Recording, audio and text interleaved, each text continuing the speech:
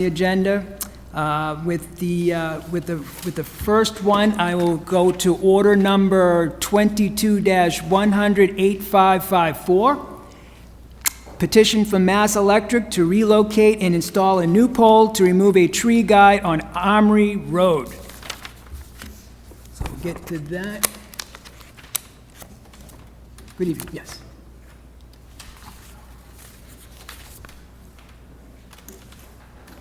Good evening. Good evening. Mike Frazier, National Grid.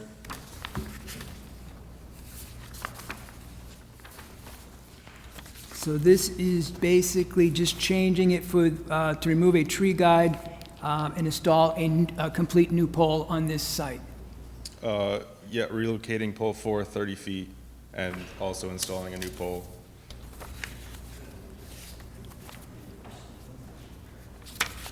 I will also begin with the, some of the conditions that were sent in by the engineer DePercio. This one in particular, the new pole P4 shall be located at least 5 feet from the edge of the driveway to number 61 Armory Road. National Grid and their contractor shall walk the job area with a representative of the DPW and engineering prior to the start of work to review and approve a final location of the new pole. A street opening permit is required from the DPW engineering, which will outline pavement repair limits and specification if applicable. The attached conditions shall also apply, and those are standard conditions from the city for utility petitions. And I will open that up to any committee members if they had questions. Mike. Thank you, Councilor Brown. Thank you. I don't have any questions, but I just read the conditions from Engineer DePercio and believe that he would work with the utility company on it if they had any questions or concerns, so I would vote to approve that. I have no issue with that. Motion has been made and seconded, and we will approve this with those conditions included. All in favor? It carries 2-0. Thank you. Thank you, Councilor Brown. Oh, my goodness. Okay, so next up is order number 22-100-8586, petition from Mass Electric and Verizon New England to install a new pole and remove the old pole, install an underground cable for city work around the pump station on Cullinane Drive. And similar to that, we have, I'll just read those conditions as well, for you'll be aware of that. So, conditions from the city engineer. This work is necessary for the city's pump station rehabilitation project to accommodate the location of the new equipment. National Grid and their contractor shall coordinate the work with the DPW engineering pump station project. Managers, the attached standard conditions shall also apply, and those are the regular standard utility petition conditions. So you're aware of that. Any further questions? No questions. For order number 22-100-8586, I move to approve Mass Electric and Verizon New England to install a new pole and remove the old pole and install underground cable for city work around the pump station on Cullinane Drive. Thank you. Motion is made and seconded to approve order number 22-100-8586, petition from Mass Electric and Verizon New England to install a new pole and remove the old pole with conditions included. All in favor? Carries 2-0. Thank you. Thank you, sir. Thank you.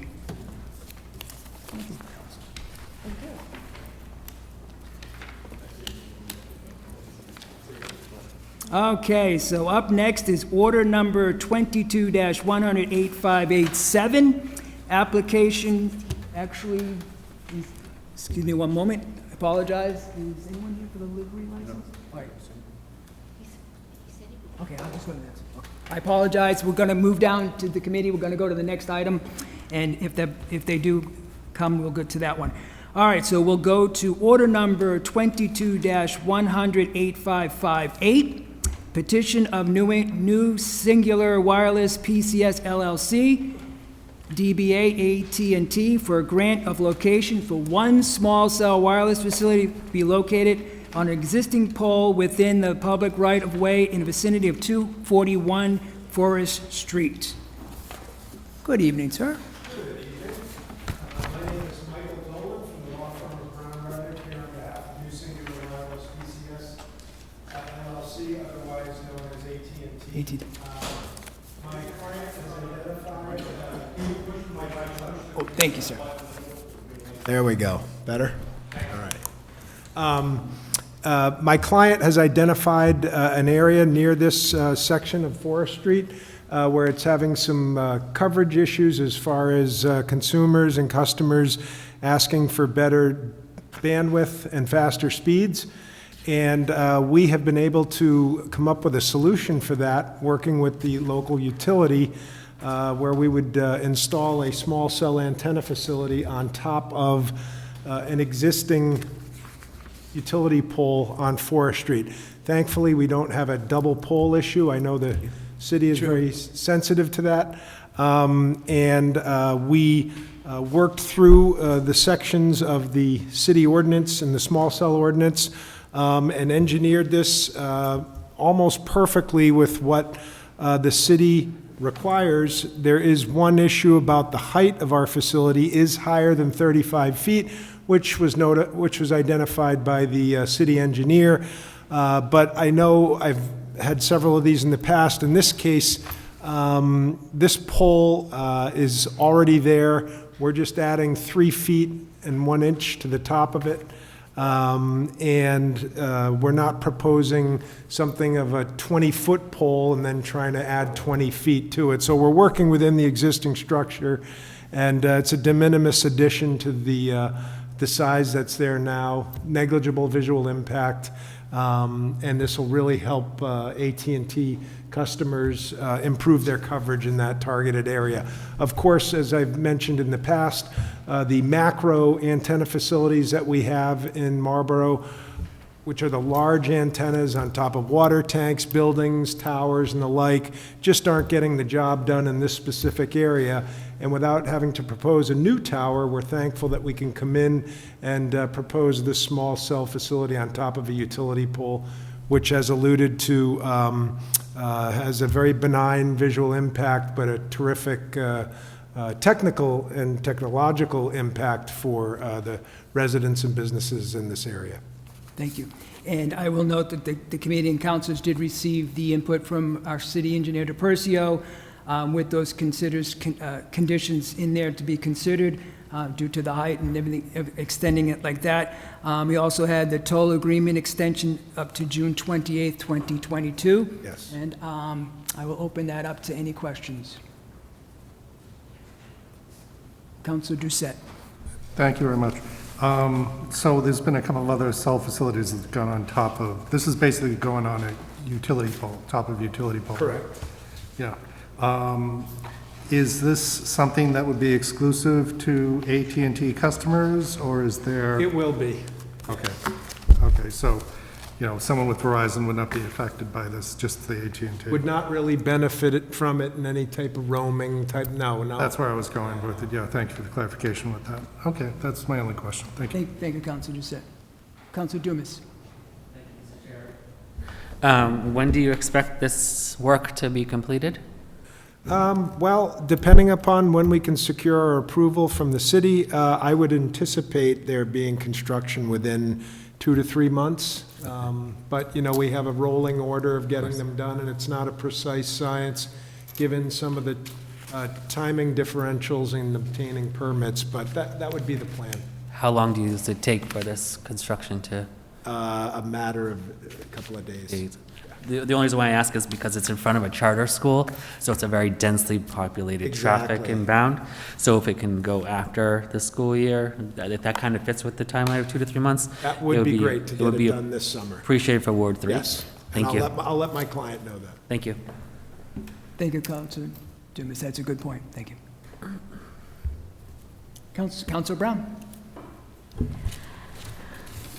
For order number 22-100-8558, I move to approve for New Singular Wireless, PCS LLC, doing business as AT&T, for grant of location for one small cell wireless facility to be located on an existing pole within the public right-of-way in the vicinity of 241 Forest Street, with a public hearing held on April 25th, 22nd. Thank you, Councilor Brown, with also the added conditions from the city engineer. Yes. Thank you. I will second that. All in favor?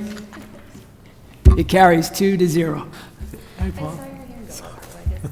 Thank you, sir. Good evening. Thank you very much. I just want to take 1 minute and note that Karen has been fantastic. There's been a lot of paper and logistics going in every direction, and she's a rock star. She is. Thank you so much. I think she works 24 hours a day. She does. Thank you. Very good. Nice to see you.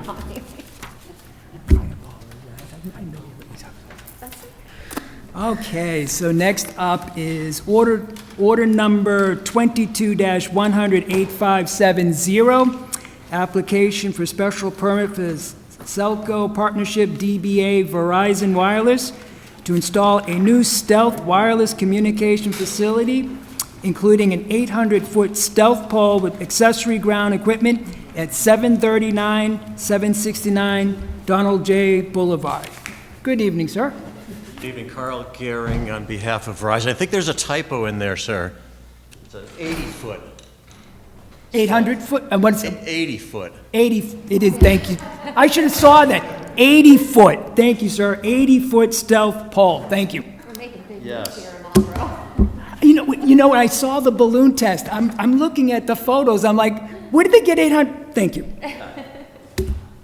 So I was here last week and gave you all a presentation. I was disappointed that none of you seem to have your binder in front of you. You didn't bring your homework with you? I mean, come on. The binder of all the material. Yes. So anyway, I went through all that. Is there anything specifically that you had questions about? Because a lot of material, and I tried to touch on the highlights, but is there any specific question of any of them? I know during, now that yes, during the public hearing, I knew when we get to that part, you were going to address the fuel usage of the underground tank. Yeah, it's diesel. It's not underground. I'm sorry, the diesel fuel. Yes. So that was a question that did come up during the public hearing. And also, The paint on the pole. Yes, sir. So I found that that's painted at the factory. So basically, if you folks pick a color, it's sprayed on at the factory. and then the other question was the maintenance on that as well? Yeah, and that would be up to us. It's, they typically last, the paint job out of the factory lasts 10, 15 years or so, and then it would be up to us thereafter to maintain it. We'll be given a touch-up paint can for when it, if it were to get scratched on delivery and so forth, or during construction, but then that'll be on us to maintain that. So I don't know if there's any thoughts about colors and so forth. I do have some other pictures here I wanted to share. Thank you. Now, who are the voting members of this committee, actually? The two of you, okay. But everyone else is here to participate and listen or so? Or, so I don't want to leave anyone out here.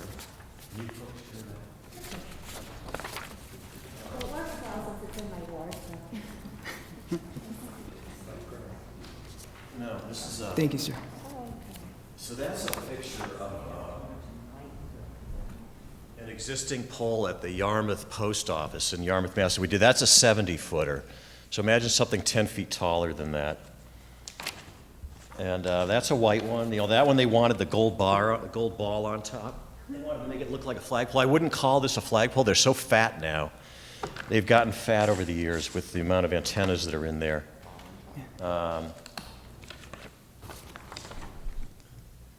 Here is a picture of, this is what they used to look like, Yeah. then they bumped them out, Okay, thank you. so. So it'd be incorrect to call it a flagpole, but that's why they're fat these days, it's just the antenna technology inside. Because I know, just checking out, I know that you had mentioned a few different color schemes. I was thinking maybe like a sky blue or something of that nature, so it kind of blends in. but I'll also leave that up to committee and the council. We have a vote on that. Well, I've found, so I've tried that, or I've seen that tried down in Attleboro. There's one off of Route 1 that's so-called sky blue, and you never can pick the blue that matches the color of the sky that particular day. I mean, the blues are all different depending on the light and so forth, and that one to me kind of looks weird. I would recommend, if you want something that's sort of unobtrusive, is a dark brown. And then you may think, oh, it sounds ugly, but the lampposts on the site are all sort of a dark brown, and it just sort of disappears in your mind. You don't pick up on it, you know. The white is very typical and average. You see those all over the place. That's kind of what it comes out of the factory. Non-painted is the white. So that's sort of the standard one. That can be a little stark, you know, and draw your attention to it, whereas the brown sort of blends in. I would advise against blue or any other color because there would be very few times a day or times a season where that would actually match anything, you know, whereas the brown is just a dark brown, sort of blah, blends in. You don't pick up on it and notice it. Because I know the site plan review didn't recommend a particular color. That would be up to the council. So I guess I would be definitely asking for input. I would be the last person to be asking about color schemes and things, but Councilor Doucette. Thank you very much, Mr. Chair. Couple of questions I have. As far as color goes, I'd go with a gray versus a white or a brown, just some sort of gray derivative. Gray is so bland it kind of disappears. So that to consider, you know, I'm not necessarily married to that one, but the other thing is, I saw here that the fire department requested that the applicant reserve space for public safety antenna installation and a pad 6 by 6 feet within the enclosure for communications equipment. Yeah, Which yes. I appreciate, and I think it's a great idea. My concern is who has key access to within the caged, you know, the fenced-in area. If they, you know, if they have access and the fire has access, then we may want to actually have two entrances, one for them, one for us. And if we need to put a gate to separate the two, that's fine either. But you see where I'm going with this. 'Cause I do know, You know, yeah. because I think that's an important part of how this would get structured if we're going to be doing that. I think it's a great idea. No, good point, Councilor Doucette. I would think that it's important for the fire department to have access, as well as this will be going back to site plan review as well. Once we get it out of committee, they would still have to review things. I'm thinking that would come up again. But absolutely good point. And when I get to the conditions, I will read that as well for the site plan review, which will go back. Okay. So may I clarify on that, and the whole gate and access? Basically, it's just a fenced compound. Right. And you go in there, and then everyone's equipment's around there. So we would give the fire department either the combination to our lock, or they can daisy chain their own lock on there, which I've been working this with another community where they wanted their own lock, and okay, fine, you just put the lock on the lock and make a daisy chain and so forth. So they can get in anytime. If they're a tenant on our facility and they have the right to be there, they can get in there 24/7 on their own at any time then to service their So I want equipment. clarification. What I did point out when it came up at site plan review about the possibility of putting a public safety antenna, in our industry, those are called typically whip antennas, like a long, fat fiberglass fishing pole type of antenna, you know. And those are typically at the top, which is fine. We'll put it anywhere. I just want to point out, or you know, remind the council that if we do that, it'll sort of render this so-called stealth appearance less so, in the sense that now there'll be this fat pole, you know, with everything hidden inside, and then at the top is this whip antenna sticking up, which is fine. We're okay with that, but just everyone needs to be aware we can't hide that inside the structure. It needs to be outside. And the city would have to run their own, what we call regulatory FAA. So Verizon ran the FAA clearance to build an 80-foot pole, and it came back fine. If the city wants to put a 10, 15, 20-foot whip on top or whatever, they'd have to run their own FAA and confirm, which I don't think would be a problem. I don't know of any airport around there that would run foul of that, but it would have to be cleared. And then we would want to negotiate, or not negotiate, but execute like a $0 agreement with the city of Marlborough that spells out who does what, insurance and so forth. And the reason that is required sort of nationwide now with Verizon is they used to, back in the day, be much more cavalier and kind of casual about making these deals at the night of the zoning and planning hearing. Okay, sure, you can go on there, and then later there'd be some problem. And so they spell it all out now so that if, for example, you had your equipment, say the city did want to put a whip on top, and it was decided it was going to be a 15-foot whip at the very tippy top or whatever, we would need to know all this before we even order the tower so we can structurally order the proper facility. The wind loading is really important on these towers. The more stuff you add up there, the more stress is induced. So we would need to know in advance what's the biggest antenna you anticipate putting up there, and if you end up with a smaller one, then well, that's okay. We order the tower. If your equipment's ready when we build the tower, we can put it up there for you because we already have the crane on site, we already have the riggers, it's no big deal. We can stick it up at no expense. It would just be if later, say you guys weren't ready, and the tower goes up, and then like a year and a half from now, you decide, okay, now we want to put that antenna up there. Well, then it would be on your own expense to do that, and it would have to be a licensed and insured rigger. You can't just send someone up there and scurry up there to attach the thing. It would have to be a proper telecommunications rigger type person, which we could refer, or you may have your own folks in mind. But so that would be the purpose of that $0 agreement, is just to spell out terms like that, like who does what, who's responsible for what and everything. But there would be no rent charge. It would be a free transaction to the city. And then the amount of space on the ground would also, I think it was 6 by 6, I think was whatever size you need on the ground, we'd want to know. And so what our construction folks suggested was that we give a site plan to the fire department or whoever is responsible in that department for doing these things and have them mark it all up. This is how much space they need under the ground, this is what the size antenna, and this is where they want it and all that. Mark that all up and give it back to us, then we can order the tower so that it's structurally suitable for that.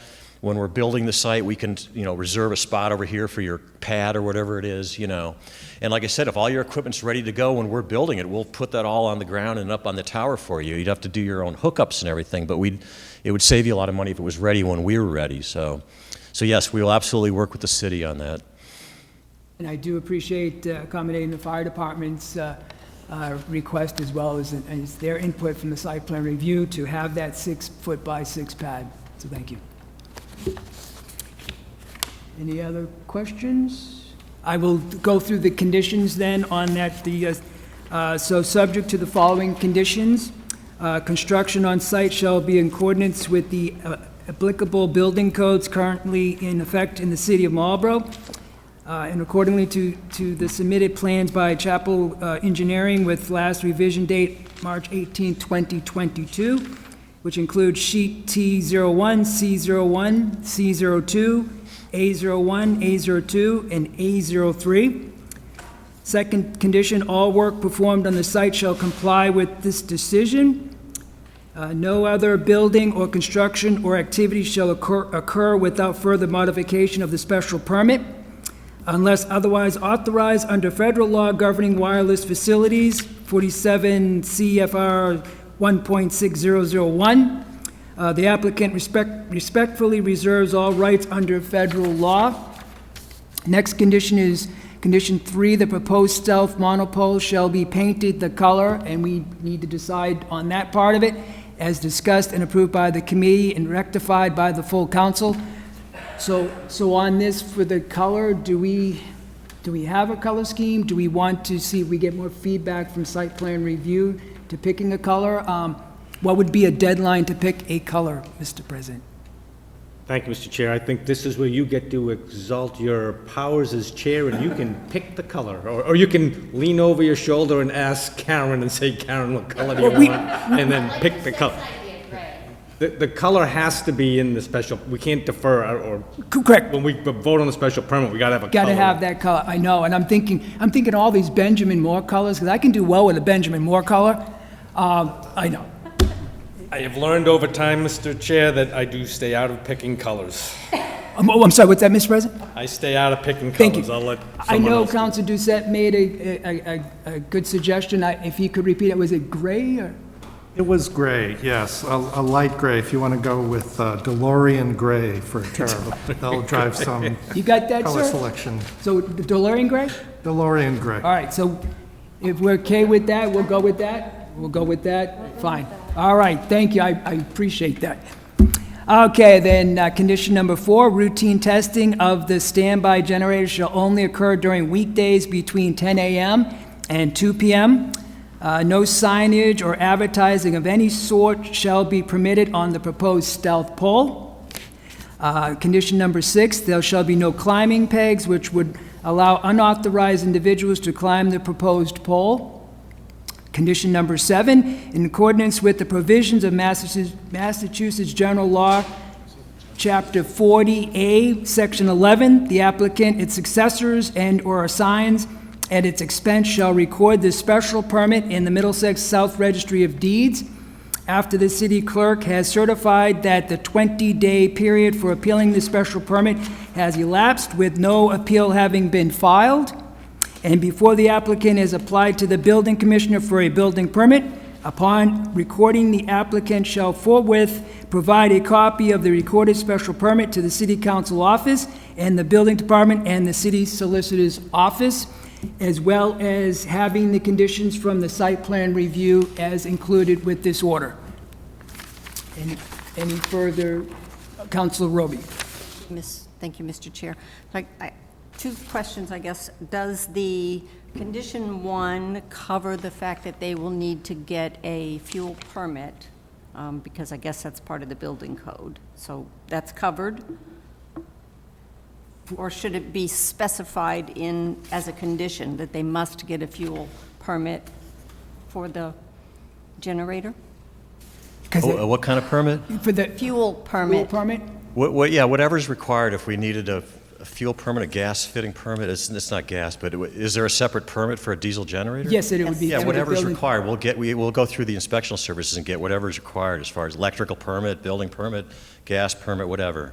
Okay. Yeah. So I'm guessing if it needs to be specified, the solicitor would put it in because he's got to review this anyway. He's got to review this, absolutely. So I'll make a note of that as well. And then my second question is I know it's site plan when this was first proposed, the fire department did bring up the idea of wanting to put the piece of equipment for the fire department. If they really want to move forward on this, should that be specified in this, or will you have to come back? Because now it doesn't say 80-foot tower with a whip antenna on the top of it, it's just an 80-foot tower. I would say let's put it in here. Let's make it, renumber these and make it condition 7 and make condition 7 number 8 or something. But it was brought to my attention after I had written this that Karen had forwarded me an email from site review saying, hey, you forgot about that. And I agreed, yes, I did forget about that. So let's stick that in there. We will add that, absolutely, thank you, Councilor. We will add that condition in there, and then the city solicitor will certainly go over on the legal for it. Thank you, Councilor Roby. So the condition could be that the applicant will work with public safety to, because they may not want it after they see all the logistics, or they run their own RF study, they may realize, oh, that's not going to work for us over there, or whatever. I know there's another tower down the street, and in the back of tab 11, when I submitted all those photographs, Yes. I purposely included at the very end a picture of a, not 11, what is it here? Where are these photographs here? Back of 11, the very last picture is one of this existing lattice tower on Donald Lynch and Bigelow. It was taken from the corner. You can see like this conventional exposed monopole. You guys remember that picture? Yeah.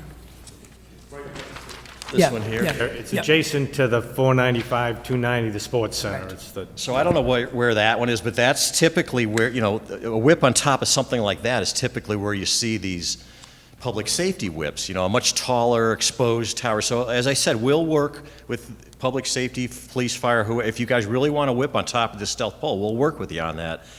However, they may look at it too and realize, I don't know if this is going to work or not. So let's make it right up as a condition. The applicant will work to resolve it, whatever, at no expense to the, no rent to the city. Correct. Leave it kind of open like that, and then we'll work with them on it, but it may not.